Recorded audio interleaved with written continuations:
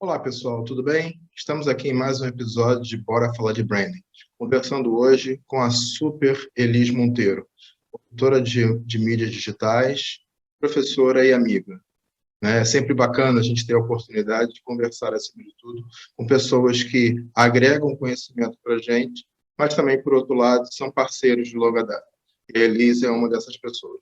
A gente vai ter a oportunidade, durante o papo com a Elis, que foi muito bacana, ter a oportunidade de conhecer um pouquinho sobre essas diferenças na construção de marca de brand content, brand publishing, por exemplo, brand entertainment, por exemplo, como é que cada uma tem seu espaço na construção da marca, na construção da forma da marca se expressar, das suas diferentes potencialidades, sua narrativa, acima de tudo. Né? Então, em um segundo, a gente está colocando a Elisa aqui para conversar. Mas antes disso, eu queria falar contigo.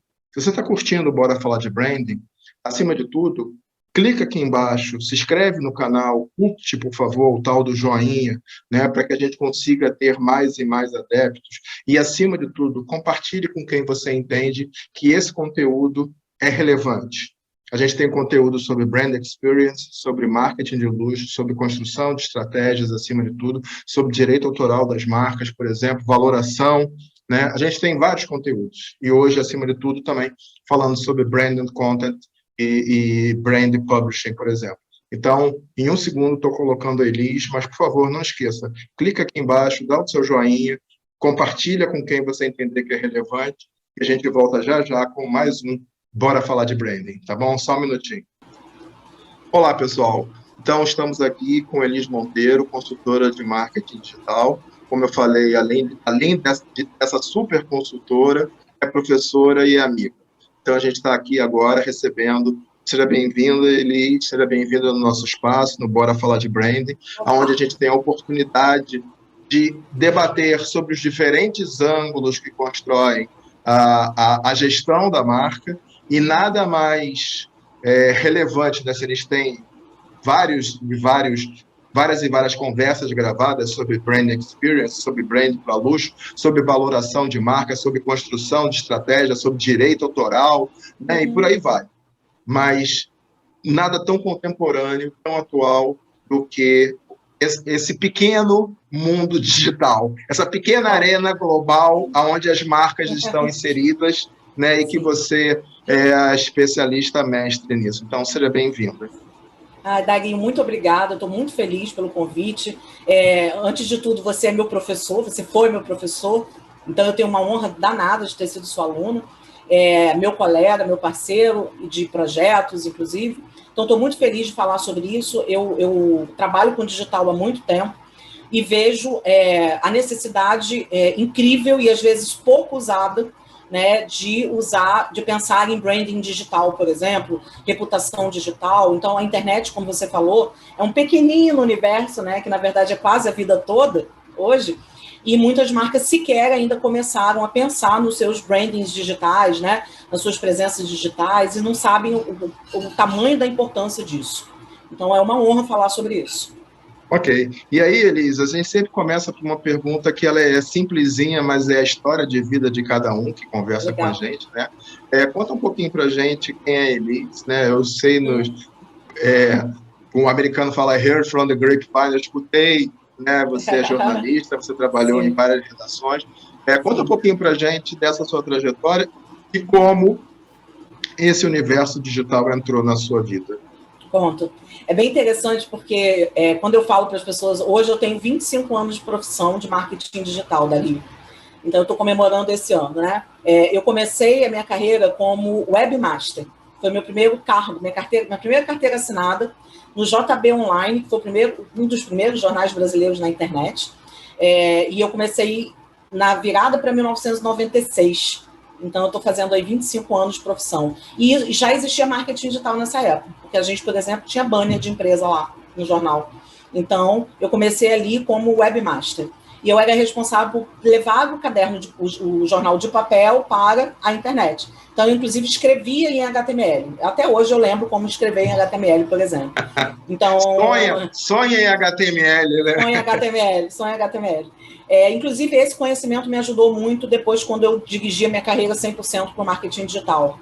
Depois do JB Online, eu acabei indo para a redação do Jornal do Brasil, escrever sobre internet e tecnologia. Então, a minha especialidade sempre foi esse segmento. Eu nunca trabalhei com nenhum outro segmento de internet e tecnologia. Então, fui repórter especial do Jornal do Brasil sobre internet e tecnologia.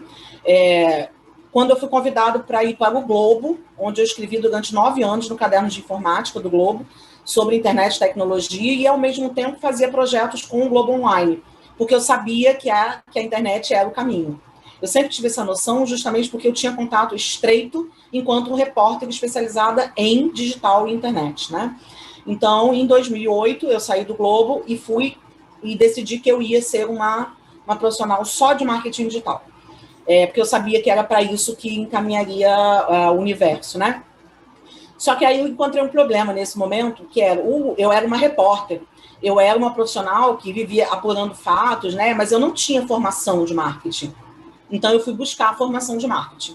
Então, eu me especializei, fiz MBA, né, de marketing, eu tenho MBA pela Fundação Getúlio Vargas, fiz diversos cursos de especialização, então eu fui aprender marketing. E foi uma transformação dali, assim, foi uma descoberta para mim. Unir os pontos, né?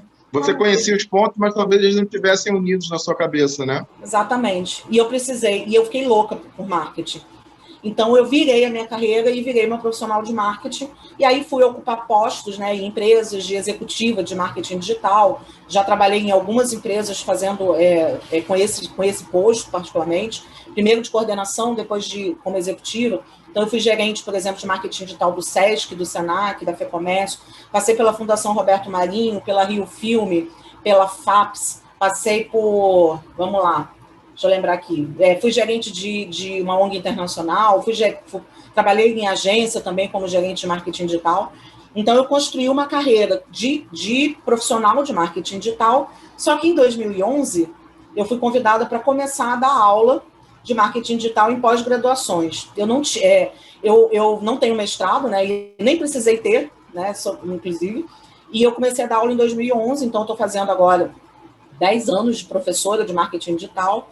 Então, eu passei, por exemplo, pela Faixa, pela Estácio, pela Veiga, e depois eu fui convidada pela FGV para dar aula nos cursos de analista de marketing digital. E depois virei professora, junto com você, no MBA de marketing digital da FGV. E aí acabou que depois da FGV vieram outros, né? Aí eu fiquei, além da Veiga, eu fiquei como professora da FGV, do IBMEC, da ISPM, do IED, que é o Instituto Europeu de Design, do IPOG, né, que é o Instituto de Pós-Graduação e Graduação, e hoje também estou com a PUC do Rio Grande do Sul. Vou começar na PUC do Rio Grande do Sul. E sou consultora hoje de empresas, né, de marketing digital. Tenho aí hoje 8 clientes fixos com os quais eu trabalho fazendo marketing digital. Então, hoje, eu descobri, na verdade, para que eu servia, porque eu gosto mesmo de dar aula. Mas dar aula para consultoria também é um pulo, né? Porque a consultoria também é uma espécie de aula. Então, eu virei profissional de marketing digital 100% do meu tempo. Sinto muita falta de escrever, então, de vez em quando, eu escrevo um artigo. Sai no Globo, enfim, sai em algum veículo especializado, mas hoje, basicamente, marketing digital é a minha vida. Então, eu mudei de profissão. E, além disso, eu sou casada, tenho um filho que vai fazer 13 anos e tenho 2 cachorros. Então, é bem agitado. Viu, pessoal? Eu falei que era super, eu falei isso, hein? Então, não menti, estamos alinhando as expectativas. Super Elis Monteiro. E aí, Elis, você falou, né, na sua introdução, você falou sobre 96, onde você começa a trabalhar, né? Uhum. E eu me lembro, eu já estou só pensando aqui na linha do tempo, eu ainda trabalhava na Vale e depois na Vale do Rio Doce, e no início as agências eram assim, um andar inteiro do offline e uma salinha com 2 pessoas, dos quais um era o estagiário, que era do digital, né? E hoje, se você for numa agência, absolutamente todo mundo está pensando na escala do relacionamento como um todo, independente para onde vai, está todo mundo pensando. Ou seja, a gente que eu estou falando, o mercado, né, evoluiu nesse conceito, acima de tudo, né, nessa estratégia integrada de comunicação e tudo mais. E aí, Elisa, assim, conta um pouquinho para a gente Você, como você falou, você dá consultoria a várias empresas. Conta um pouquinho para a gente, sem entrar nos nomes, mas assim, quais são o top 3, né, de erros mais clássicos de, Sim, no posicionamento nas mídias digitais que você sim. vê? Qual é o top 3? Olha, primeira coisa que é importante, interessantíssimo que você falou, né, que antes realmente as agências que trabalhavam com comunicação e publicidade, né, ninguém era de digital. Era sempre o estagiário. Eu, por exemplo, já fui chamada a vida toda de a menina das mídias sociais. Fala ali com a menina das mídias sociais, né? Inclusive nas empresas nas quais eu trabalhava. Então, eu ainda vejo em 2021 muitas empresas não valorizando o digital. Esse é o maior erro, porque parece, né, que está todo Estão mundo paradas lá em 96. estão paradas em 96. Eu encontro clientes hoje parados em 96. Clientes hoje que não entendem, e aí eu já vou entrar no top 2, né? Que não entendem o poder, o potencial e a disseminação do digital. E como o digital hoje é utilizado pelo cliente dele. Então, é uma questão de não achar que o digital é essa Coca-Cola toda, quando, na verdade, ela é. Né? Essa Coca-Cola toda. O digital hoje, ele é o canal primordial de contato das marcas com os consumidores. E aí a gente vê uma disparidade muito grande entre marcas que estão lá no topo da pirâmide do digital, como Magalu, né, Nubank e outros, as nativas digitais, óbvio, né? E uma disparidade quanto às outras empresas estatais, por exemplo, empresas de segmentos de seguro, empresas de fundos de pensão, muitas empresas que não entenderam que o digital não é mais uma opção. Então, existe uma disparidade muito radical. Eu encontro clientes grandes, inclusive de varejo, que não são digitais e acham que o digital vai passar. E isso é o erro primordial. O segundo São erro dinossauros, né? São são os dinossauros. dinossauros. São os dinossauros. E isso talvez seja porque nas cadeias de comando superiores, né, as cabeças ainda offline estão ainda reinando. E isso não é mais possível. O segundo erro é achar que o digital é muito complicado, né? Então, não, para eu entrar no mundo digital, eu posso ter problema, eu posso ter crise, se eu tiver presença digital, eu posso ter crise, isso é muito complicado, então é melhor eu não ter não. Isso é um erro gravíssimo, porque a gente que faz gerenciamento de crise, né, Dario, a gente sabe que se você não estiver presente nos canais digitais, a crise vai acontecer independente de você. Ela vai chegar. E se você estiver lá com uma presença forte, você vai passar pela crise de forma mais segura. Então, o entendimento de que o digital, e aí tem a ver com o primeiro também, né? Entendimento de que é primordial você ter uma presença. Porque se você tem presença, você tem como se proteger, por exemplo. Então, esconder a cabeça debaixo da areia e ignorar que o digital é uma realidade é um absurdo, né? E outra coisa muito importante não entender a jornada dos seus consumidores, não entender como o consumidor se comporta, não entender comportamento de busca. Então, as empresas ficam lá no eu discurso e vocês respondem. Quando, na verdade, o que a gente precisa mesmo fazer é entrar com a cabeça do consumidor. Como é que o consumidor busca hoje por um produto? Você tem que saber quais são as palavras que ele usa hoje no Google, qual é o comportamento de busca das pessoas, para aí sim eu me preparar para aquele consumidor. Então, inverteu o negócio. Não é mais empresa discursando para pessoas, são pessoas indicando para empresas o que elas querem saber. Então, esse erro conceitual ele é muito grave e isso afeta a comunicação de ponta a ponta. Porque você só está discursando e aí você não tem engajamento e você não está falando o conteúdo que o cara quer ouvir e o cara busca, inclusive, né? Então, isso é um erro e, assim, é muito difícil nesse momento, né? Não ter lá dentro uma pessoa que fala, peraí, vamos entender o comportamento do consumidor? Porque o que está vindo dele é que pauta toda a minha estratégia. Então, eu acho que esses 3 erros são imperdoáveis em relação ao digital. Legal. E eu me lembro de um falso dilema que já escutei ele algumas vezes, assim, não, nós não vamos nos posicionar nas mídias digitais, né? É simples como isso. Se você não ocupar o seu espaço de fala, alguém vai falar por você. Alguém vai ocupar esse espaço, né? A própria... Nossa, esqueci agora a petrolífera americana que derramou no Golfo do México. É a BP. No primeiro momento, por exemplo, ela não se posiciona nas mídias digitais. Sim. alguém vai fazer isso por ela. Exatamente. Eu chamo isso de você assumir o protagonismo da sua crise, por exemplo. Perfeito, né? É isso. Mas então existia esse falso dilema que parece que, não, se eu não entro na sala, ninguém fala de mim. Quando na Não, realidade já todos estão vão falando. estar falando de você e estejam ou não você na sala. Né? Exatamente. A opção é sua de não participar do papo que lhe cabe, né? Mas tudo bem. Exatamente. Agora você falou aí, Elis, aí já puxando para outra pergunta, né? Você falou aí que você ainda vê vários varejistas que não estão nas mídias Sim. digitais. Mas a gente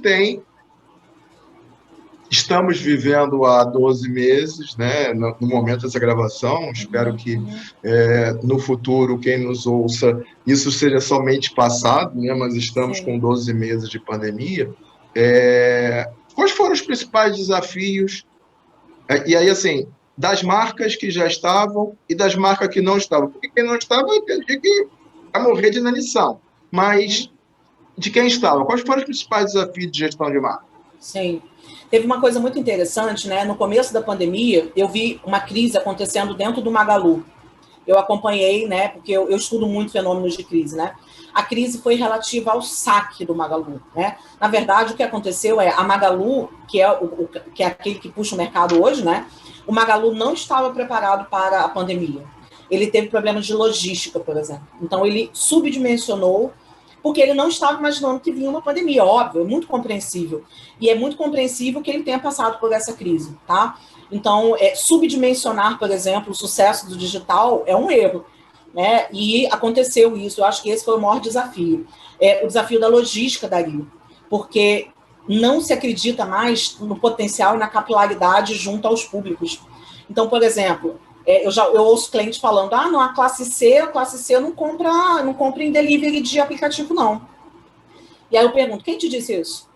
Quem te disse isso? Porque os dados que a gente tem aí de iFood, Rappi, Corner Shop, Supernow, né, que é da B2W, dizem o contrário. Dizem que a classe C está comprando sim em aplicativo. Então, o desafio de entender, primeiro, quem é o meu consumidor e qual é o comportamento hoje dele de compra que me obriga a estar no digital. Porque se eu não tiver delivery agora, eu simplesmente não vou ter como vender. Então, a pandemia, ela serviu, além do desafio da logística, né, do desafio de conhecer o público, o que o público está usando, ela serviu como estímulo para que os varejistas fizessem aquilo que eles estavam enrolando para fazer. Eles estavam pensando ainda se seria viável entregar em casa.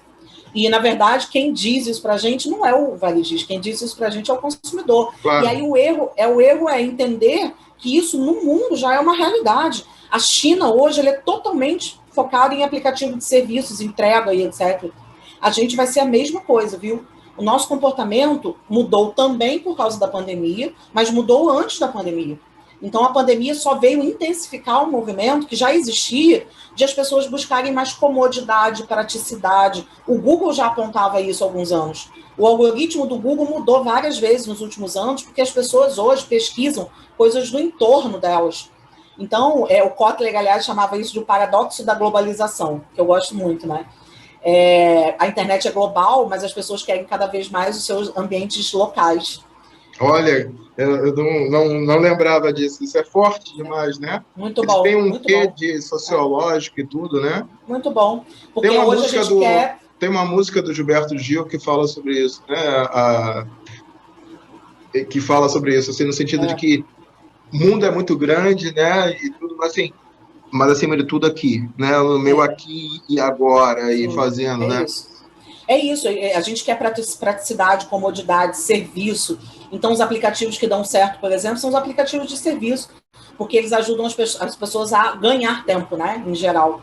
Então, isso aí está atrelado àquele problema lá no início, que muitas empresas não conhecem o seu público, não fazem pesquisa, por exemplo, né, não fazem pesquisa de comportamento e tratam todo mundo como se fosse todo mundo igual. Isso não é verdade. O digital evoluiu assustadoramente porque as pessoas evoluíram também. Então, o digital ele só está prestando um serviço para as pessoas que já iam buscar isso. né? Então, eu começo a comprar cada vez mais perto de mim, eu começo a pesquisar sobre as coisas que estão no meu entorno, eu quero saber como chegar nos lugares, eu começo a usar o Google Maps, eu quero saber de reputação. Eu uso o Google antes de comprar das empresas, porque eu não sei se elas entregam a tempo. Eu leio avaliações lá nos fóruns digitais Vejo vídeos das pessoas no YouTube, ou felizes, ou quebrando o produto, por aí vai. Sim, é isso. A gente tem que entender como é que as pessoas funcionam. E aí, se os varejistas entendem que as pessoas hoje funcionam assim, que elas são digitais, e elas são, é um fato, né? A gente é conectado o dia todo, a gente usa mais de 9 horas diárias de internet. Esse é um dado oficial. O brasileiro usa mais de 9 horas por dia de internet. Então, pelo amor de Deus, né? E foi uma questão de oportunidade. Então, eu acho que esse ano a gente está vivendo, 2021, né? A gente vai viver e já está começando a viver a chegada, enfim, da maturidade para esse segmento. O entendimento que não dá mais para abrir mão desse universo. Então, agora chega, agora vocês vão ter que estar, né? Então, eu estou vendo isso acontecer muito de perto, inclusive, viu? Entendi. E a gente vai progredindo o papo, cada hora ficando mais e mais interessante. Vamos voltar a uma parte que eu acho que é bacana, que você... a gente já conversou sobre isso, né? Que é o seguinte, né? Dentro do processo de construção de marca, né? Tem o processo clássico, acima de tudo, de quem nós somos, qual é a nossa essência, qual é o nosso propósito, né? Quais são os nossos pontos de diferenciação, né? Quais são os pontos de paridade, por aí vai, que a gente vai trabalhando, e chega no final dentro de uma proposta de valor. Essa proposta de valor, em algum momento, ela é comunicada para os seus diferentes públicos, né? É um erro quando pensam que é só para os consumidores. Na realidade, essa proposta de valor tem que permear, tem que ser percebida por todos os públicos daquela marca. E aí a gente chega no que eu queria puxar para você, que é a questão do manifesto de marca. Né? Eu não sei se é só no Brasil, né? Mas, assim, às vezes a gente passa por modismos, né? Que todo mundo resolve falar de propósito, aí você abre e todo mundo está falando de propósito. Daqui a pouco você está falando de não sei o quê, e todo mundo está falando sobre aquilo, né? E eu acho o manifesto de marca, eu queria escutar de você, mas, assim, eu acho ele muito forte, né? Quando você tem, por exemplo, não vou fazer publicidade, mas mencionando, né? Quando você entra... Quando eu ia ao shopping, né, que faz tempo que não preciso ir, graças a Deus, ao shopping, mas você entra em algumas lojas masculinas, né, a Reserva, a Foxton, a Aviator, por exemplo, eles colocam ali um manifesto do que aquela marca é. Eu acho isso muito forte, porque, acima de tudo, eu digo que eu não sou. E, por muito tempo, no passado, todo mundo tinha muito medo de dizer o que não é, porque eu quero ser muito para muita gente. Não existe posicionamento. Não. Se você for no cerne do que é posicionamento, você não pode ser tudo para todo mundo. Bom, tem que fazer escolhas. Né? Como é que você vê a questão do manifesto de marca? Né? Como é que você vê esse desafio? E se você tem visto esse desafio em algum das empresas com que você lida no dia a dia? Sim, tem. E cada vez mais isso faz mais sentido. Eu trabalho muito com marketing de conteúdo, por exemplo, né? Brand content. A gente chegaremos lá daqui a pouquinho, chegaremos lá. Vamos lá. E uma das editorias que a gente usa, né, quando a gente trabalha com conteúdo, é a editoria do propósito, né, da proposta de valor, é a editoria em que eu conto quem é essa marca. Cada vez mais as pessoas se importam com os posicionamentos de marca em geral. Então, para mim, é muito importante saber, por exemplo, que hoje a Avon, por exemplo, eu vou ter que citar o nome, porque é difícil no entendimento, que a Avon, por exemplo, hoje tem como posicionamento não testar em animal, porque ela foi adquirida pela Natura, que não testa em animal.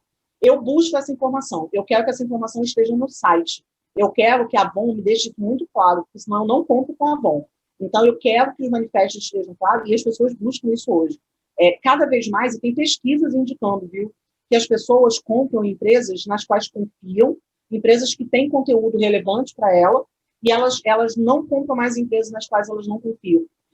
E aí a gente está falando, inclusive, de compra recorrente, tá, Dari? Porque uma coisa é você ver lá um anúncio no Instagram de um produto divertido, legal, e você compra ali no impulso, outra coisa é você ser recorrente no processo de compra com uma marca.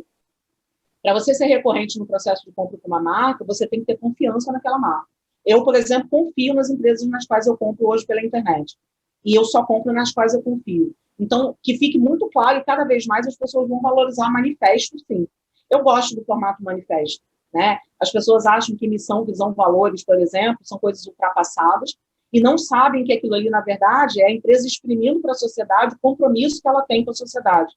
E para o consumidor hoje, ter uma empresa comprometida, né? Uma empresa que sabe quem é, uma empresa que sabe qual é o valor por trás daquele produto, faz uma diferença incrível, inclusive emocional. Existem questões cognitivas envolvidas. A gente guarda na nossa mente. Então, deixar esses rastros, né, deixar muito claro quem eu sou, meu posicionamento muito forte, pode fazer uma diferença imensa na confiança e na recorrência de compra. Então, eu estou vendo, sim, as marcas cada vez mais preocupadas com isso. Legal, legal.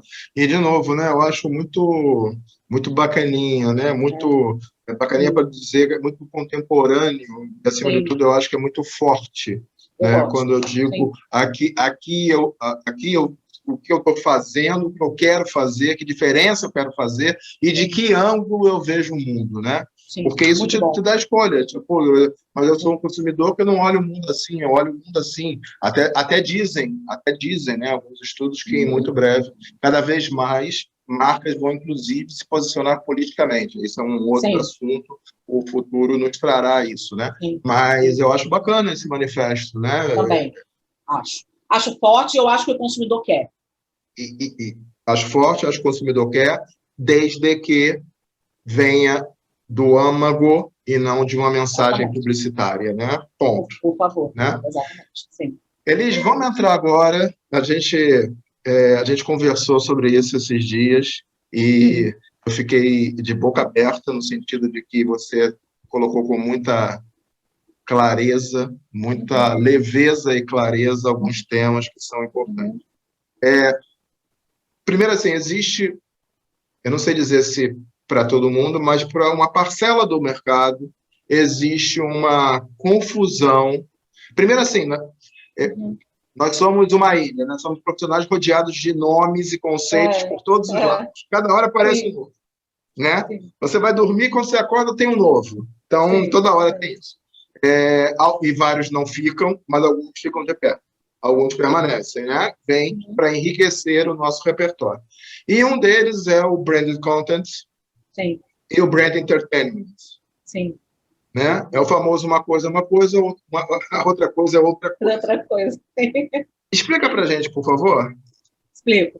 Olha, cada vez mais as marcas usam, isso é tendência, na verdade, assim, não é nem tendência mais, isso é uma realidade, né? Porque a gente pensa em tendência, alguma coisa que vem e alguma coisa que pode passar. Na verdade, o que eu estou falando o branded content é uma realidade, né? As marcas entenderam que para gerar reputação, para gerar liga junto ao consumidor, para manter o consumidor fiel, né? Para chamar a atenção do consumidor, para gerar buzz, por exemplo, né? Para que falem dela, é muito importante gerar conteúdos de marca, né? Conteúdos de marca, o famoso branded content, são conteúdos que a empresa cria sobre o universo dela, né? De marca dela, e no qual, inclusive, ela educa o consumidor, ela faz vídeos sobre os segmentos nos quais ela atua, etc. E esse conteúdo ele fica cada vez mais importante. Esse conteúdo ele pode ser adotado, por exemplo, em publicidade, pode ser adotado em canais orgânicos, né? Mídia paga e mídia própria, e ele também pode ser utilizado em mídia ganha, né? Então, a gente trabalha aí com as 3 vertentes de plataforma de mídia,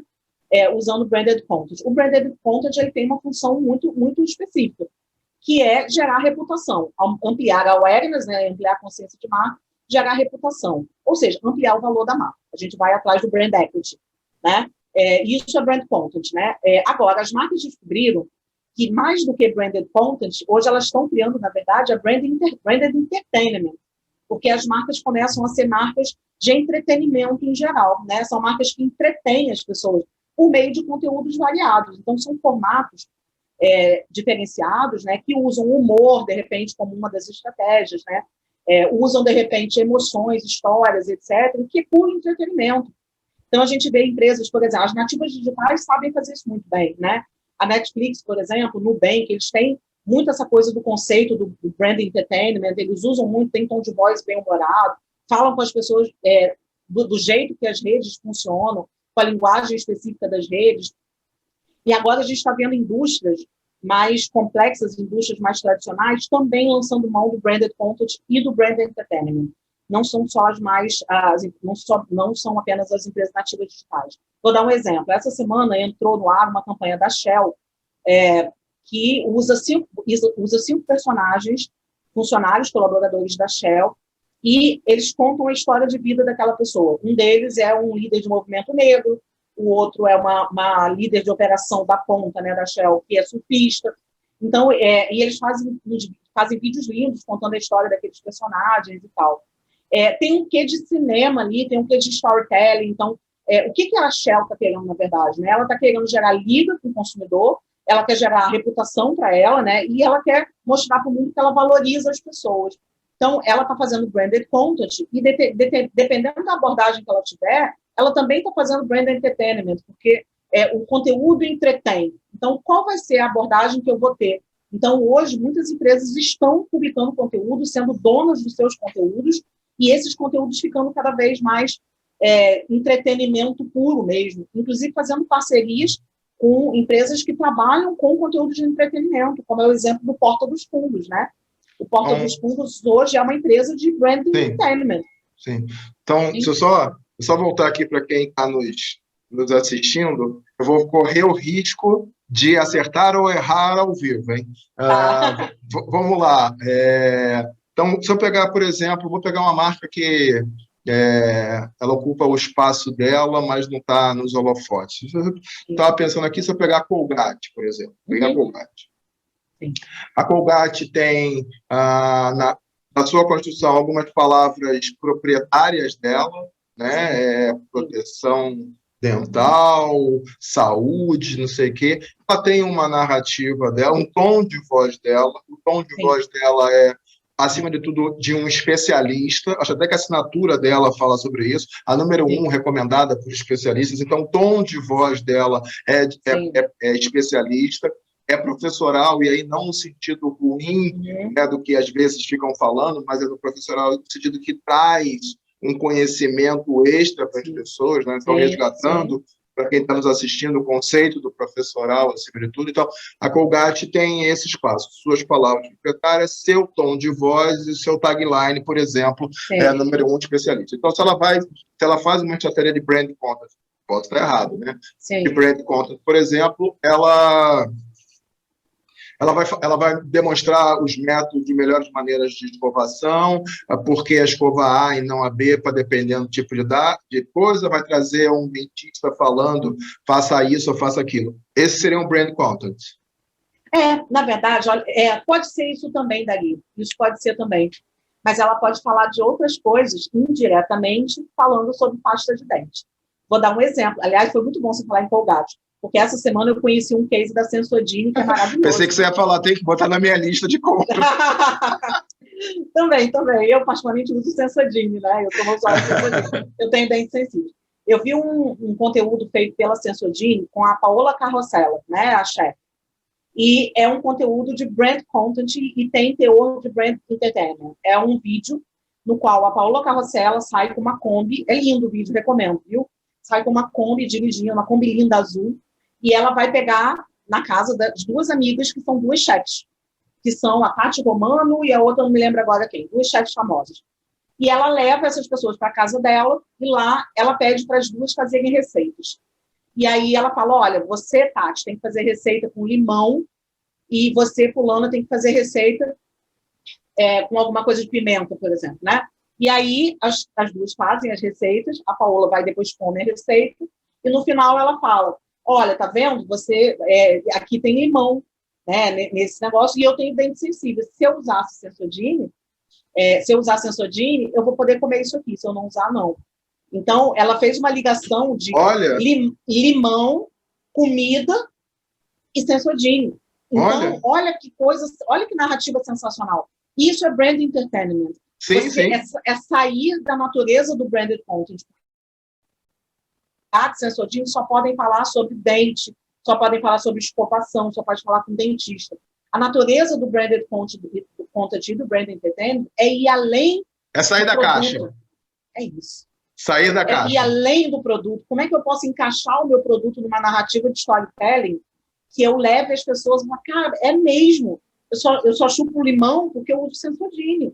Então, o recado está dado nas entrelinhas. Eu não preciso falar do produto, não. Eu só dou o recado. Então, é um storytelling desenvolvido usando o produto, só que não falando de produto.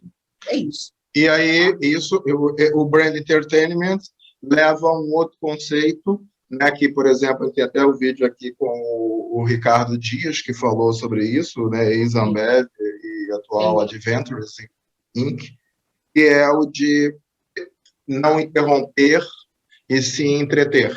Né? Então, esse exemplo do Sensodyne é isso, né? Eu não interrompo as pessoas, né? E aquilo, puta, que saco, só daqui a 2 minutos eu vou beber água, vou no banheiro, eu vou fazer não sei o quê, né? Cara, você bota a Paola Carrossela fazendo uma receita com as amigas dela e falando que, olha, essa receita tem limão, para você comer ela, Sensodyne. Entendi. Então, eu não interrompi, eu entreti e dei o meu recado. Entendi. E aí, então, você estabeleceu a diferença do brand content para o brand entertainment. Legal. Exatamente. Isso. E aí, só voltando nessa mãozinha aqui que ficou aqui em cima. Mas o brand content é o marketing de conteúdo? Não. É só uma tradução errada ou o conceito também não tem nada a ver? Seria o terceiro elemento? É um terceiro elemento. Né? O marketing de conteúdo ele é muito específico. Né? O marketing de conteúdo ele tem um papel a cumprir direto para o negócio. Então, por exemplo, né, eu vou criar uma campanha para captação de leads qualificados, por exemplo. Né? Então, uma empresa B2B, eu preciso vender para a empresa, então eu vou lá e vou fazer uma campanha e eu vou usar, por exemplo, técnicas como o inbound marketing, né, que é o marketing de atração.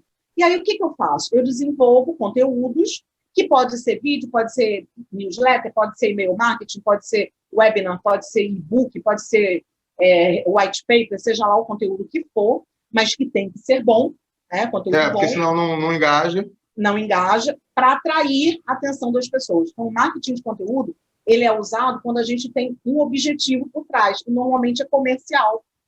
Então, esse objetivo... E aí eu vou lá usando o conteúdo em vez de publicidade. Porque o conteúdo ele tem muito mais chance de engajar, porque você vai na dor do consumidor. Então, o marketing de conteúdo ele é diferente do branded content. O branded content ele tem por objetivo gerar reputação, gerar awareness. Reputação e awareness. Marketing de conteúdo não. Ele tem o objetivo de trazer cliente, ele tem o objetivo de trazer lead, ele tem o objetivo de vender peças de produto. Então, o marketing de conteúdo são as abordagens que a gente faz usando técnicas, né? E aí o marketing de conteúdo, na verdade, ele é usado pelas técnicas, né? Porque as técnicas usam um bom conteúdo como chamariz para obter aquilo que a empresa quer. Então, são coisas completamente diferentes. Eu vejo muita gente falar que marketing de conteúdo é igual a branded content. Definitivamente não é, a abordagem é outra, né? Branded content eu faço para me posicionar, marketing de conteúdo eu faço para conseguir alguma coisa. Tá? E aí você falou que vê muita gente que faz essa confusão. Eu me inseria nisso até ter escutado você, e acho que existem várias literaturas no Brasil, né, na pressa de fazer uma tradução de títulos internacionais que contribuíram para essa confusão, entendeu? Quando você fala, fica muito claro o papel de cada um, mas assim, se você dá um Google, vem tudo junto e misturado, entendeu? Não, são naturezas diferentes, objetivos diferentes. E ambos ajudam muito, né? Ambos ajudam muito. Inclusive, no marketing de conteúdo, eu uso o conteúdo que foi criado para branded content também, eu posso fazer. Claro. Né? Uma vez você tendo uma cesta de conteúdo, você vai fazer melhor uso dela. Não significa que precisa ter 3 cestas de conteúdo, você precisa ter uma cesta de conteúdo. Uma cesta de conteúdo. Isso. Aí eu vou usar aquele conteúdo para atrair pessoas, para gerar leads. Aí eu estou usando marketing de conteúdo. Só que, pessoal, aí, olha só, então estamos em uma verdadeira aula com a Super Elis, né? Falamos de brand content, falamos de brand entertainment, falamos de marketing de conteúdo, e aí entra o outro, que é o tal do brand publishing.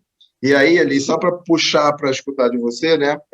Falei isso para você esses dias, né? Sim. Por exemplo, a Budweiser, uma marca AB InBev, vai passar a transmitir jogos da NBA, né?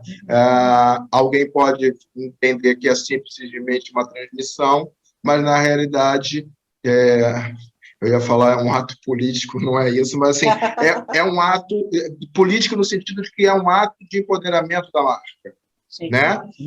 É um ato em que ela deixa de ser, ela passa a criar o seu próprio canal com o seu próprio conteúdo que faz sentido para a marca, né? E não sei se é a melhor expressão, até anotei aqui um negócio, né? Que é o de você passa a ser o dono da sua voz, né? Uma marca publish, a frase que eu tinha notado, uma marca publish se define por ser detentora da plataforma, dos dados e do processo de construção de sua audiência proprietária, né? Perfeito. Conta pra gente, então, esse tal de brand publishing. Sim, eu estou fazendo um projeto, fechando hoje, inclusive, um projeto de brand publishing para uma farmacêutica. E é bem interessante, porque é o seguinte, as marcas, elas sempre dependeram de terceiros para chegar nos seus públicos. Então, era publicidade, era jornal, era carro de som, né? A gente usava diversos formatos do P de promoção, do marketing, né? Para eu chegar até a minha audiência. Então, chegou um momento que o digital oferece tantas possibilidades, tanto conhecimento sobre o comportamento, interesse do público, que as marcas começaram a pensar, por que eu preciso do Globo, hein? Por que eu preciso do G1? Por que eu preciso de não sei o quê? Eu não preciso, não. Eu posso ser uma marca de conteúdo. E isso é muito forte. Então, é uma tendência que já está acontecendo. Por exemplo, vou dar um case bobinho, né? A Leroy Merlin tem um canal que ensina pessoas a montar coisas dentro de casa, né? Fazer decoração, a mudar, fazer reformas em casa. Ela entendeu que o conteúdo é tão importante que ela começa a falar sobre não só os produtos dela, né? Ali nos canais proprietários dela, como ela também começa a trazer influenciadores para dentro, para falar dentro dos canais dela, né? Ela começa a criar um universo de marca tão grande que a marca deixa de ser uma marca do produto e passa a ser uma marca do conteúdo. O que a Budweiser está fazendo foi a mesma coisa que a Red Bull fez, Dario, por exemplo. Né? A Red Bull é o mesmo movimento. A Red Bull era uma fabricante de energético. Hoje a Red Bull é uma empresa de conteúdo, né? Hoje a Red Bull talvez seja a maior especialista no mundo hoje em conteúdo de esporte. Né? É uma empresa fortíssima nesse segmento. Então, se confunde as duas. O brand publishing é aquele ponto em que as marcas criam as suas plataformas proprietárias, seja portal, e aí usam as mídias sociais, a gente faz todo um projeto integrado, né, de digital, para que as marcas comecem a não precisar mais de terceiros, porque ela vai fortalecer ali, ela vai fazer publicidade direcionada para ali, ela vai trazer as pessoas das mídias sociais para lá, ela vai fazer o contrário, vai levar do canal proprietário para as mídias sociais. Então, ela vai criar um ecossistema de conteúdo, inclusive trazendo especialistas do segmento para falar por ela. Então, ela começa a virar um hub. Ela é um hub de conteúdo dentro da sua rede. E aí tem vários exemplos disso. Red Bull, né, faz isso. A TIM já fez isso. A TIM tinha, por exemplo, um portal que falava sobre tecnologia. Eu era colunista desse portal. Chamava TIM Guru. Então, a TIM falando sobre tecnologia. A Coca-Cola, ela lançou um manifesto há alguns anos de que ela ia virar uma empresa de conteúdo. Então, o conteúdo é o momento em que a empresa ela assume que falar só sobre o produto não é o suficiente. Eu tenho outros assuntos no universo do produto, por exemplo, a Sensodine com o negócio do limão, da receita com limão, e eu posso ter outras abordagens dentro dos meus canais. E aí, beleza, vamos fazer um portalzão, vamos fortalecer as mídias sociais como pontos de presença do público, e aí eu mesmo começo a publicar. Mas desculpa, só para... Vou correr o risco de novo, hein, pessoal? Vamos lá, vou pensar aqui. Eu sou L'Oréal, eu sou uma House of Brands, embaixo da marca tem um guarda-chuva de várias e várias outras marcas. Então, eu posso criar uma plataforma L'Oréal, onde eu ensino a tintura da marca tal, o anti-caspa de como usar, o cabeleireiro, que é um parceiro da empresa fazendo isso, o influenciador falando sobre aquilo, tudo dentro da minha plataforma. Exatamente, é isso. A L'Oréal, inclusive, faz isso. Ela tem um projeto chamado Beleza Extraordinária. Ela faz isso. A Intel faz isso. A Microsoft faz isso. Tá, mas aí só uma pergunta. Então, ok. Passei no teste, tá, pessoal? Consegui. Passou. Então, sou a L'Oréal, posso fazer isso. Sim. Mas eu não estou... Aí pergunta minha, né? Eu não estou falando só com os convertidos, eu não estou falando só com quem já me conhece. Não, imagina. Você começa, inclusive, pega esses conteúdos, que são conteúdos educativos, etc., e usam como atração para os prospects. Porque quando você leva conteúdo, né, que não é diretamente produto, não é conteúdo de publicidade, e você deságua, por exemplo, nas mídias sociais e dá um impulsionamento para outros segmentos, por exemplo, você traz outras pessoas. Então, a ideia é tirar partido, inclusive, da publicidade para atrair novas pessoas e usar esse conteúdo que é relevante, né, para atrair pessoas. Então, eu uso, por exemplo, o YouTube e, em vez de eu falar sobre o produto L'Oréal, vai ter lá um vídeo explicando às pessoas como fazer o cabelo. Então, eu vou atrair todo mundo que pesquisar no YouTube sobre como pintar o cabelo de vermelho, por exemplo, né? Então, a L'Oréal, ela se empodera, ela começa a ser ela mesma uma influenciadora. Então, as marcas, nesse momento, elas começam a falar para fora delas também. E eu não vou ficar, inclusive, só dentro do meu segmento. Eu começo a falar para outros segmentos também. Então, a L'Oréal vira uma referência de beleza. A Intel vira uma referência de tecnologia, né? Então, a gente não fala só para convertido, porque a gente usa estratégias. A gente usa estratégias de atração, eu uso inbound marketing, eu uso anúncio em mídia social, eu uso o YouTube para comportamento de compra, eu uso SEO para o Google. Então, tem uma série de estratégias que a gente tem hoje para trazer sempre, atrair a atenção, justamente porque o conteúdo é educativo e diferencial. E poderia chamar esse exemplo da L'Oréal de uma plataforma integral? É isso? É esse conceito? Exatamente. É uma plataforma integral de marca. É uma plataforma integral de marca. As marcas se estabelecem, botam o seu território e ampliam esse território. E aí ela traz as mídias sociais como complemento para essa plataforma principal. E aí fortalece em grupo. A gente fortalece os canais todos em grupo. No modelo radial, né? A mídia social me fortalece para cá, para o site, para o portal, e o portal fortalece para as mídias sociais. Sim. E YouTube e outros canais. Aplicativo, é tudo integral.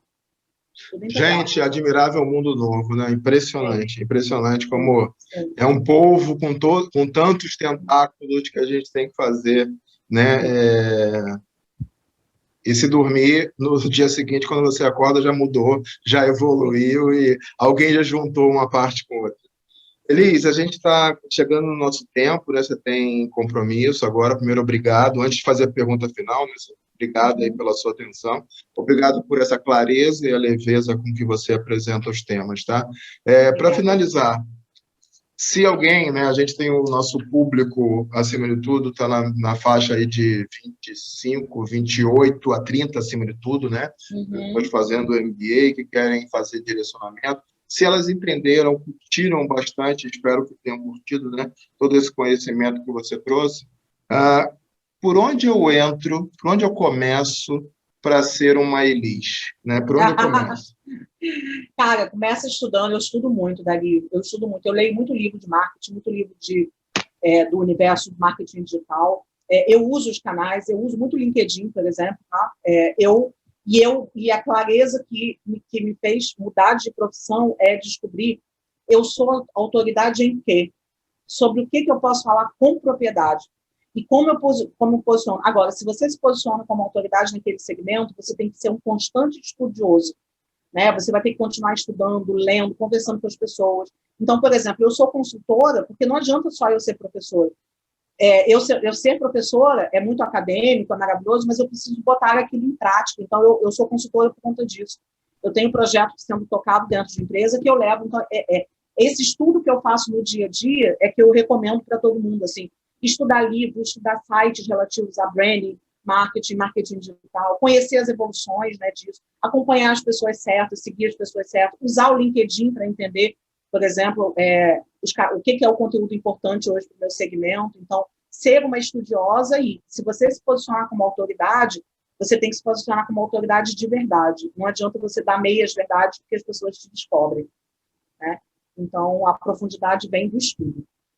E antes como fala o Teletubbies, né, antes de dizer tchau, né, eu já agradeci, né, é muito interessante você estar falando de ser uma referência que teve um dia no nosso grupo de professores, né, que está rolando uma crise, não me lembro, das 425 crises que acontecem todo dia de marca, Sim, né? sim. E aí teve uma crise lá que eu acho que eu esperei um dia e meio para me posicionar sobre o tema, porque eu queria ter mais ingredientes e entender o contexto, né? Porque é muito fácil dar palpites, mas é difícil você ter a maturidade de dizer, não, preciso entender um pouquinho mais do contexto para me posicionar, né? O mundo hoje é muito líquido, como diz o Bauman, e todo mundo acha que todo mundo tem que fazer miojo em 3 minutos. Não é assim.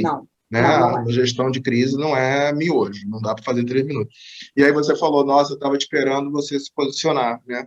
E, de novo, você tem que ter essa maturidade de dizer assim, eu não vou dar este passo enquanto eu não entender o contexto e entender com muita clareza qual é a recomendação correta, né? Porque... É isso.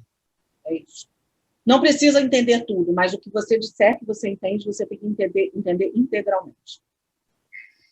Pessoal, tivemos hoje a oportunidade, acima de tudo, como eu falei lá na abertura, né, da Super Elis Monteiro, multimídia, mãe, professora, consultora, né, especialista, acima de tudo, e acima de tudo, desculpa, amiga. Né? Amiga, Elis. Sou mesmo. Beijo para você. Muito obrigado, tá bom? Muito obrigada pela oportunidade. Gente, estou à disposição. Meu @ é Elis Monteiro em todos os canais. E se quiserem me seguir, será uma honra. Te agradeço muito pelo convite, Daguinho. Valeu, Elis. Beijo grande.